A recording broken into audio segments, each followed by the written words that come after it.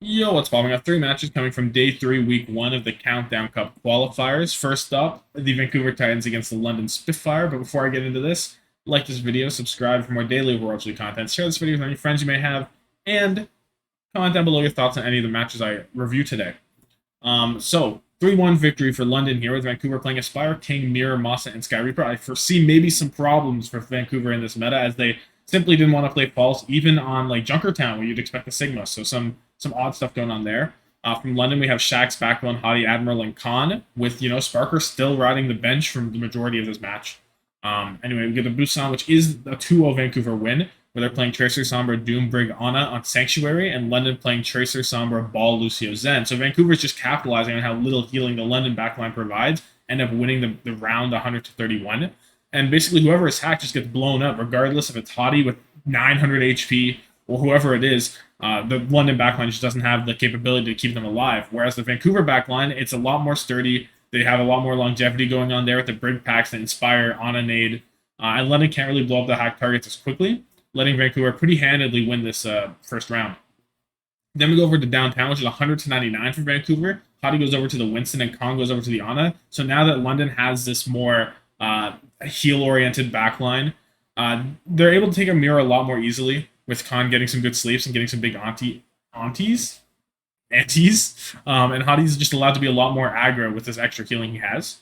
However, they do get a little over aggressive at 99% because they hold it for quite some time, but they get a little over aggressive. Vancouver is able to survive their aggressive EMP dive in front of the choke, and they respond with their own EMP. And then Vancouver just do a much better job of setting tempo now that they have control with the Doomfist. And a scrappy final fight. It is Khan getting taken out early, and then Aspire ends up capping out for a Vancouver victory. But it was pretty close for London there, just a little bit of an overstep, and cost them the map. But from there on out, it's not all London, but it is definitely London in the driver's seat. We go to Pariso where they win 3-1. The landing comes in from Massa. Vancouver playing once again the Tracer Sombra Doom, with London playing the same thing but with Winston instead, which lets them hold space a lot better at the cost of maybe being a little less explosive when it comes to the dives. But they're also less weak to Sombra hack, so there's a nice trade-off there. Anyway, on London's offense, Vancouver's aggressively holding that first bridge, and Backbone is really struggling to set up any engagements on the Sombra. He gets forced to recall back very fast, and he almost like has probably 40% less ult charge than King whenever he gets that EMP off. But basically, London forced Vancouver back after a pick, which gives them some good space to hit in the nice EMP, and their ability, and they're able to cap out A, and then they cap out B pretty all right. And then Vancouver's actually winning on C, and Aspire's doing the most. The dives in the back line, they're winning the fight. However, there was a Shax Tracer on the point, and Vancouver hits a C9, a quite egregious C9. Now the backline was getting primaled by Hottie, so the backline couldn't touch, but it's just like the awareness wasn't quite there. Definitely a pretty bad C9. Then we go over to Vancouver's offense, where London also hold pretty aggressive on that bridge, but then Mossy gets antied and killed in a rally, so that's kind of a wrap there. However, Nano Mirror ends up missing a jump. But luckily for him, Sky Reaper hits a really fat anti. Vancouver's able to clean it up and they cap out A. And they keep that momentum going towards B. King gets a nice EMP on the back line. London get forced to back up, so now it's just a one fight kind of thing, one and done. However, it would not be an actual victory because Khan hits a massive nade on the Paris backline and stabilizes London at the end of B, and from there, Vancouver were not able to actually cap out. Then we go over to Junkertown, which is a 2-1 for London, and Sparker comes in for Shax, and Poco comes in for Hottie. So, Sparker, he must be here for the Widowmaker. Wrong, he's here to play Sombra, and Backbone's here to play the Widowmaker for some reason. And Vancouver, despite having False available on the roster technically, they're still playing the Tracer Sombra Doom, and it doesn't look very good on Junkertown, I'll be honest. On London's offense, Vancouver just run at Backbone. They get the kill and a lot of cart progress. Is this correct? Hold on. Yeah, I thought something wrong. On Vancouver's offense, they're able to just run on the Backbone. They do get a kill and a lot of cart progress, but they just make it to the very open area. And suddenly you're playing Doomfist and you have to dive across 15 yards whenever you have an Ana and a Zen and a Widowmaker looking at wherever you're going. So very difficult there, and the composition just looks like it won't work at all. Also, Poco's in, so that's cool. You bring in your Sigma player for the Sigma map. Who would have thought? But yeah, it's very hard to kill anyone whenever you have the back line just pretty free to rain down on whatever. Um, and you can't really dive Poco because he's also getting good healing and too. And when they get to overtime, and Aspire goes to Widow and he finds a pick and he applies a lot of pressure. And somehow Vancouver are able to boot London away from the objective long enough and then they cap out. But you run into the same problems on B as it's very hard to dive up there in the end because, yeah, you can get to the high ground, but once you get up there, you just get discarded, you get antied, you can get slept, and it's just not a pretty story. Then you go over to London's offense, where Masa goes over to the Brig, Sky Reaper goes to the Ana, and Backbone goes to the Hanzo off the Widowmaker, which actually has some good. The Widowmaker was actually good on that defense for London. He was finding some pretty good picks, and Aspire wasn't on it, so it was probably easier there too. But largely unpressed on the Widowmaker. Backbone was pretty good. Then Vancouver actually does a great job diving onto Backbone or the back line. Whoever King hacks, they're just dead. But then Backbone ends up finding King early. Vancouver hit the rally, but it's just not effective enough without the Sombra anymore. So London ended up capping out A, and then Backbone hits a random sonar headshot onto King just at the beginning of B. At the beginning of B, just out of nowhere. So that's always great to see. Very skill based right there. And basically, Vancouver wait as long as they can before going in because they don't have their Sombra. But Aspire and Mira get enough kills to hold up. But then, Sky Reaper hits an int, trades for Backbone somehow. London decide to wait for him, and they push forward, and they cap out. So not too much of a problem for London. Handled pretty easily, and Vancouver just on a wrong composition, I think. Just doesn't work. The ball makes a lot more sense because you actually set up in the back line, but the Doomfist can't really do that. Then you get Coliseum, which is a 61 to 59 for London, and kind of a toss by Vancouver in some ways. Hadi comes in for Poco, and Admiral comes in for Khan. And we get London playing their Sombra May, Rhyme, Bap, Lucio. So not the Sojourn, but the Sombra, which is a little interesting. With Vancouver playing Sojourn, May, Orisa, Lucio, Bap. So the only difference here being the main tank of Orisa or Reinhardt. And Vancouver win the first two fights. So Ryan can't really swing on anyone useful unless King uses his Ice Block prematurely. But then Vancouver leave the barricade at 59 meters right before the checkpoint because Sky Reaper died the fight before. It's not just a troll. But it never moves again. They actually don't get to push the barricade at all. And the biggest difference to Vancouver, besides better out rotation from London, is Barker and Aspire. They're just kind of taking turns hitting good picks, and neither was able to make substantial progress past the bridge. Sure, London, they get literally 2 meters more. I don't know if that was the checkpoint. I feel like it is. But yeah, London were more willing to drop whatever Vancouver was pushing to stop any progress from happening more than Vancouver. And that results in them getting a little bit of extra meter where Vancouver was happy to stay on the high ground, and they win the fight maybe more convincingly, but they do end up losing overall with the cart. So, not bad from them there, but just a little something to work on that could have changed the tide of this and sent us to a map 5, perhaps. Then we get the San Francisco Shock against the Washington Justice, and we get a 3-2 for the Justice. So Shock have lost not 1, but 2 regular season games, which is unprecedented, to be honest. But yeah, Shock playing Sam proper, Mikey, Finn, and Violet, where Kaluj would only get 1 map on Eichenwald. Washington playing Assassin Decay, Kalios, Krillin, and Opener. Big surprise, Dave from Accounting is not coming in. Oasis is a 2-1 victory for Washington, with both teams playing Sombra, Tracer, Ana, but then Shock opting for the Brig, Winston, and Washington opting for the Doom, Lucio. And the Doomfist doesn't really work out. He dives in, but then Mikey bubbles him, and he doesn't get any healing at all. And then Proper ends up killing 3. So basically, he goes over to the Diva, and Krillin goes over to the Zen, and it's great. It's a fantastic switch-up. They just kind of roll from there. The Diva is great at pressuring the Winston, very much peel-oriented, whereas Shock are very hyper-aggressive. So it kind of mitigates the damage that Proper's trying to do here. And also, Kalios had multiple Pulse Bomb units. So basically, you mitigate Proper's damage, you let the K go Kizzy on the backline because they're not getting a lot of peel, and it ends up working for Washington.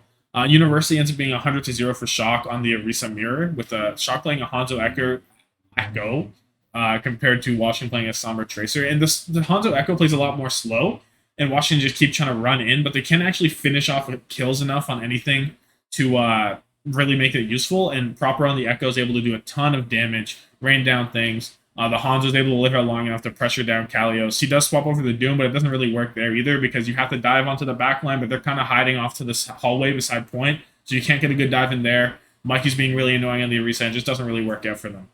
Then you get the City Center, which is 100-86 for Washington, and they're back onto the Sombra Tracer Diva, and Shock go over to the ball now. And Kalios is mostly on hard peel duty. Yeah, he still dives sometimes when it's needed, when the fight kind of breaks down a bit. But to start, most of the time, it's Proper going in the backline, I'll peel them, and Decay is free to go onto his backline because Mikey's busy with the ball. So then it's Assassin Decay versus Violet Finn, who will win. Normally, Assassin Decay are good enough to get the job done.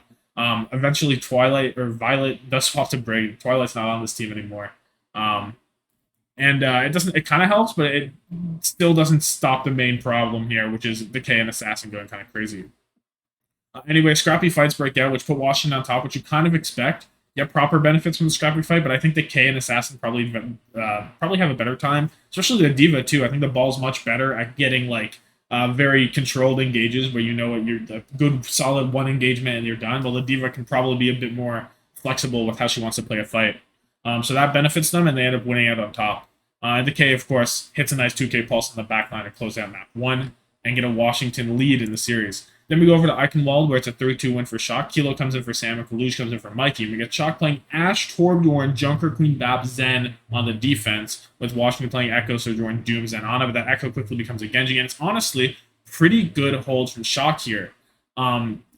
Washington's not really able to find a dive onto anything because it's very hard to dive up onto that high ground where the Bap and Zen are playing. And you can't really dive Torb, you can't really dive the Ash up on the high ground either, and you can't dive Junker Queen, so the dive doesn't really work out. So he switches over to Zarya, but Zarya can't really walk forward either. Eventually, Washington just die around him no matter what. Anyway, Decay finds a nice pick on the Violet, and from there, now Kalios can walk through a little bit. Assassin hits a Blade with Transcendence behind him to kind of brute force their way through A, and Proper goes over to the Echo. And Washington just kind of continued to build momentum through B. No real main fight going on. A bunch of little skirmishes around the map, which again benefits the Justice, I think.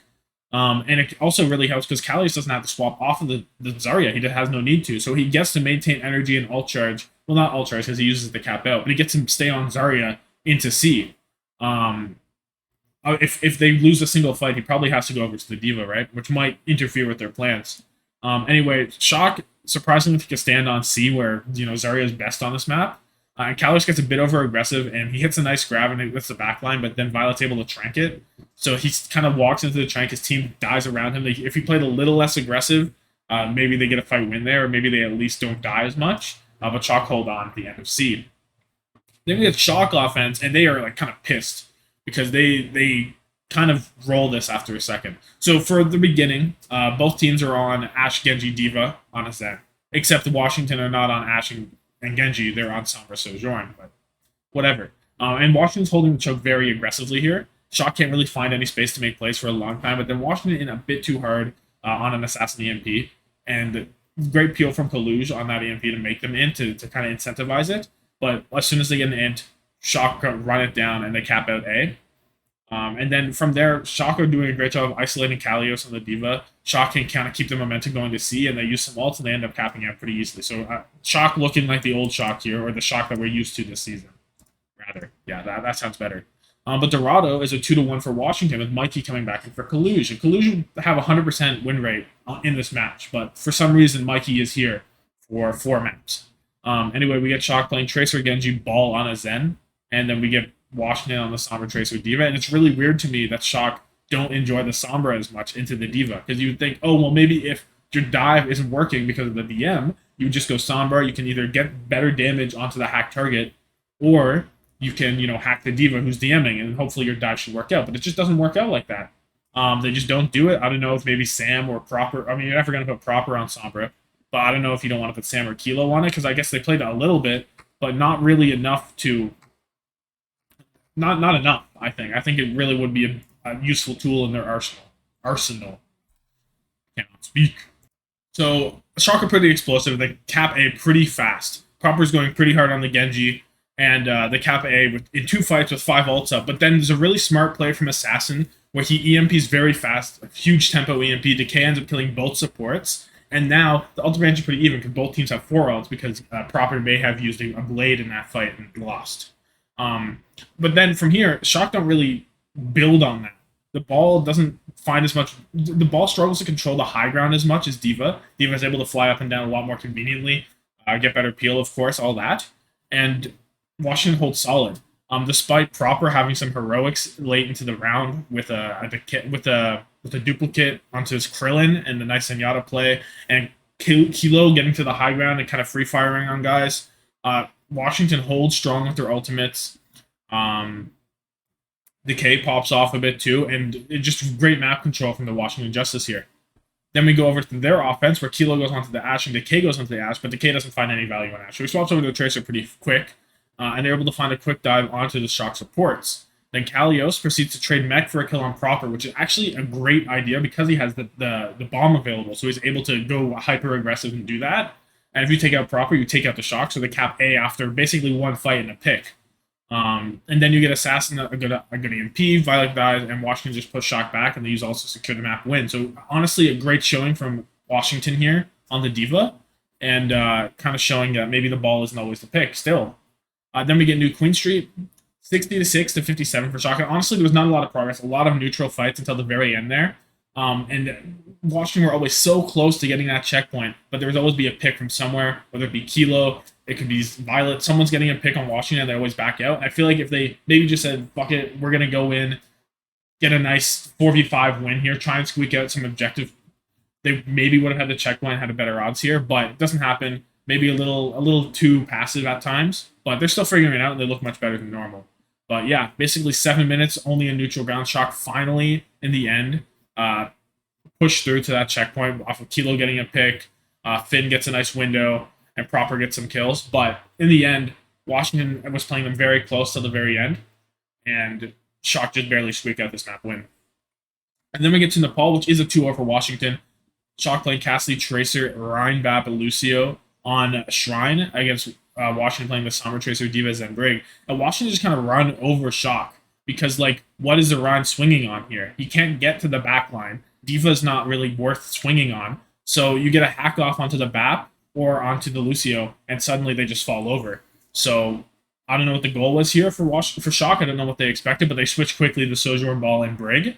And Mikey's not really disrupting the ball at all here. Kalios is easily peeling. Once again, the Diva outruling the ball when there's no Sombra in play.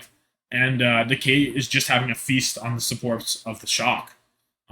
Shock do get a fight win over Finn's window, and they kill the Washington supports, and Mikey is able to get a lot better dives once they're on the defensive. But Assassin hits a nice EMP.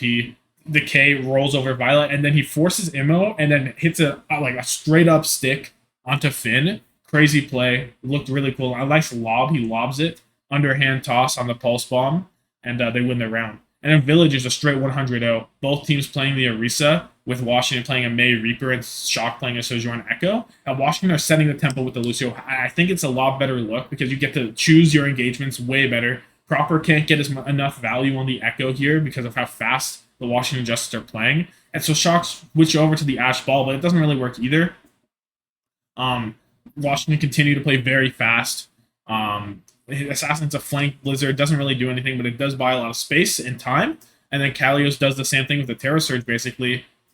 Which lets the K do his thing, get some kills, and then suddenly Shock don't even trigger overtime, and Washington win out 3-2, giving Shock their second loss of the regular season. So pretty interesting match there. And then we have the Florida Mayhem against the Boston Uprising with a 3-0 victory for Boston. Florida playing Hydron checkmate, someone, Sermajet, and Rupel. Animo firmly on the bench. And Boston playing Valentine, Victoria, Punk, MCD, and Crimzo. So Nepal ends up being a 2-0 for Boston, but it was honestly a pretty close 2-0. Both, oh no, not 2-0, it's a 2-1. It's a very close 2-1 because all the points went to 199, I believe, unless I wrote these wrong. Anyway, the problem on Village, first off, Punk was way further than the rest of his team, so he doesn't get any resources and he dies. But whenever he gets more in sync, he makes a lot of space, causes a lot of problems, and they can't focus him. It's no good to focus the Orisa because then you'll have Crimzo keeping him up, building a lot of window L charge. You'll have a Valentine going crazy on the back line. And it's just not worth it.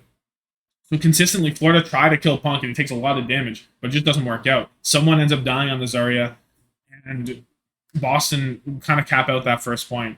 It does take them a bit to actually get to that point, but they get it nonetheless. Then we go over to Shrine, where it's 100-99 for Boston. Oh, no, wait. Hold on. Florida ends up winning Village. But, again, pretty much the idea is that.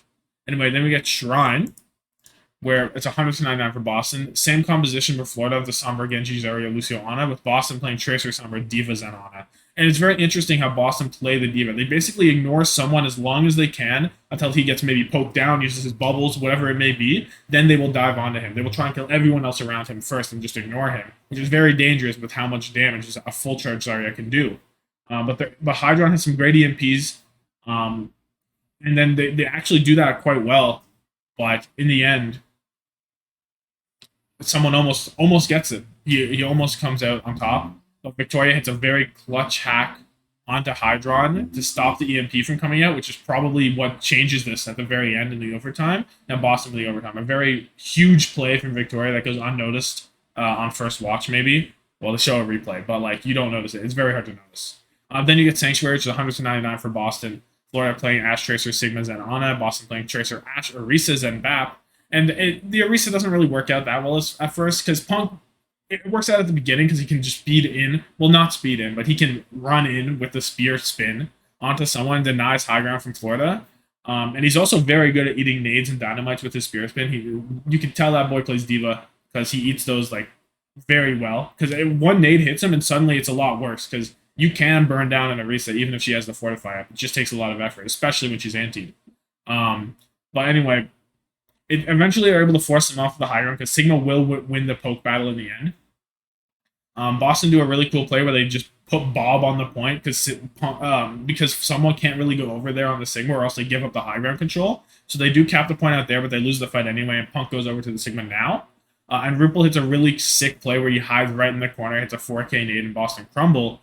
But Boston, with the point percentage they have on the Orisa, they come out. Valentine's a nice pulse on the someone, gets a lot of space at the very end of a fight, so they get a lot of space on the first fight, able to cap the point, flip that, and from there Victoria is able to control the sight lines, and now it's much better, and they win the map. So someone maybe oversteps his boundaries just a little bit, gets caught out, and suddenly Florida's on the back foot, and they're in a deep trouble. Then we go over to Parisa, which is a 2-1 for Boston. Florida playing the Shimada brothers, Zarya, Zen, and Ana, with Boston playing the Tracer, Sombra, Diva, Zen, Ana again. And it's the same strategy. Ignore someone as long as you possibly can, and then you go for him. They slowly surrounded him on the high ground, and once he was poked down sufficiently, they go in for the kill. So I don't know how you really stop that. It just kind of seems like you just play out of her range, and suddenly it's done. So, and the poke is largely just coming from nades and Zen, and like hacks and things like that. Or even if you go onto the backline and the bubble gets expended, that's getting a resource out. That's another step closer to diving onto the main target that makes the whole thing crumble down. But Boston do struggle on this offense a little bit. They get held at the very beginning of C, but after you take care of someone, you build up an EMP on B. Takes a little bit. Then you get stuck on C because you can't really avoid the Zarya at that point. They hold it to choke. Punk goes over to the Zarya, but it doesn't really work out. Not enough time to build a grab or anything like that. And Boston get held. But Florida get held on B, so it doesn't matter where Boston get held on C. So Boston very aggressive into Florida at the back of the bridge, but someone is able to build up energy and punish the dive because, again, you can't dive onto them. In this scenario, there's not enough space to really avoid the Zarya, so he ends up capping A out. But then he doesn't switch off the Zarya on B, which is a huge mistake, I think, because you can't pressure the high ground at all. It's very easy to ignore the Zarya. And he's just kind of acting like a worse Orisa, just staying on the point. And he can't... it's just like he hits a bad grab, it only catches Punk, and then Victoria just EMPs and he falls over. So Boston just hold them. Then you get Junkertown, which is a 2-1 for Boston. Florida playing... both teams actually playing Widow, Tracer, Sigma, Zen, Ana. And Hydron gets the better of Victoria until the Florida offense. But from there, mostly the defensive Widow winning out, I guess, most of the time here. So Boston get through A eventually because Punk finds a nice rock on the Surma Jet and he ends up falling over. Then they walk onto someone because there's no more Zen to do anything there. And they pressure him down and they cap out A. And the Rupal swaps over to the Ana now.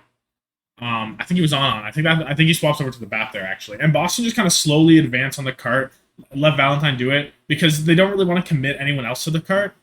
However, it's very hard whenever Hydron has the advantage on Victoria, and after Victoria's gone, it can kind of reign free. But in the end, there's a nice scrappy fight. Crimso gets a big window, gets some good frags, and Boston end up pushing to the end of B, but they don't have the reinforcements and fail to trigger overtime and get stuck there. But, standard Junkertown, the Widows dictate a lot of the gameplay. Victoria was on the back's foot. Then we get Florida's offense where someone goes over to the ball. Wait, is that true? Yeah, it is true. I don't know why I thought it was true. Yeah, someone goes over to the ball and he never really sets up behind Boston. So Florida don't really execute a very good dive into the back line at all throughout this whole time. But Victoria also comes alive, so that double hurts because Hydron's not really winning the duel anymore. Eventually, someone does kill Victoria, which lets Hydron do a lot. And Checkmate ends up cleaning the back line with Mine. Then Boston is able to recontest in a super scrappy fight. You get Punk on the Diva. The Widows are going crazy. The Boston cap out with Mines and the Transcendence. But no, Florida cap out with Mines and Transcendence. Boston's on the defense. My apologies. And then someone goes over to the Winston. But now it slows right down. The Winston doesn't really work out. So he goes over to the Sigma eventually. After Valentine's a really nice double blink pulse bomb on the Hydron. Very, very nice to watch. But yeah, someone goes over to the Sigma, and from there, it also doesn't work out. Hydron gets picks, but then Boston collapse onto the Florida core with a nice window and slowly roll them over, and then the time runs out, and Boston win the match. So, thank you so much for watching. Like this video if you like it, subscribe for more daily Overwatch League content, and deuces.